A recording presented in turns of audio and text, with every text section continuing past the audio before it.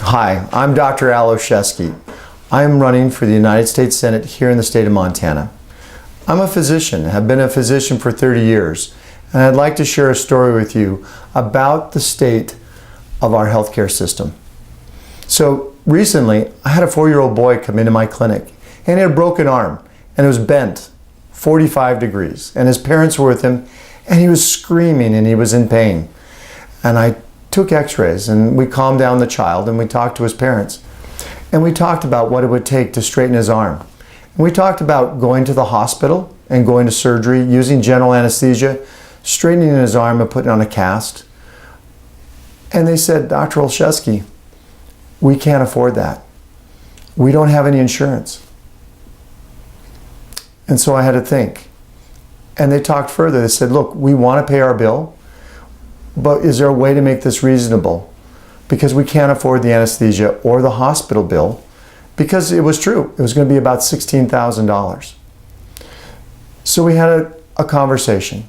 It took about 5 minutes. Talked about what it would take to straighten out the arm, that we could do it in the clinic, that we could use just some numbing medication. And if they held their son's hand, we could straighten out that arm. And there would be some yelping or maybe some crying, but it'll be over in just a couple seconds. That's what they wanted to do. We talked to the son. He was agreeable to it. We numbed up his arm and we straightened the arm over a 10-minute period.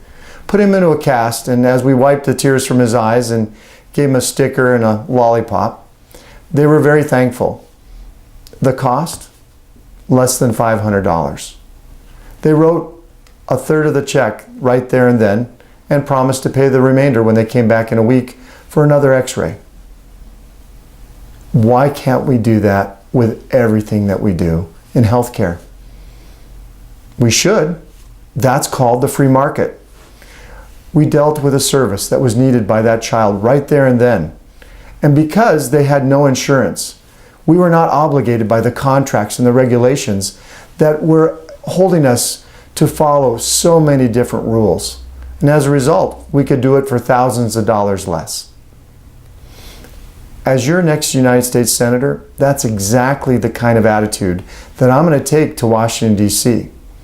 We're going to decrease the regulations so that the doctor and the nurse and the hospital can pay attention to you, the patient, and not to the government. We're going to make it affordable by making sure that there are reasonable risks and the reasonable rewards are placed into the system, and that you only have to pay for what the service that you require. And finally, we are going to treat you as a person and allow you to make the decisions on your health care. Right now, it's no longer patient-centered. It's government-directed. You're no longer a person. You're being treated like cattle. As your next United States Senator, we're going to change that. And we're going to return it back to the way it should be. If you'd like to know more about this issue or my stance on all the other issues, I invite you to go to my campaign website, alforsenate.us. Thank you.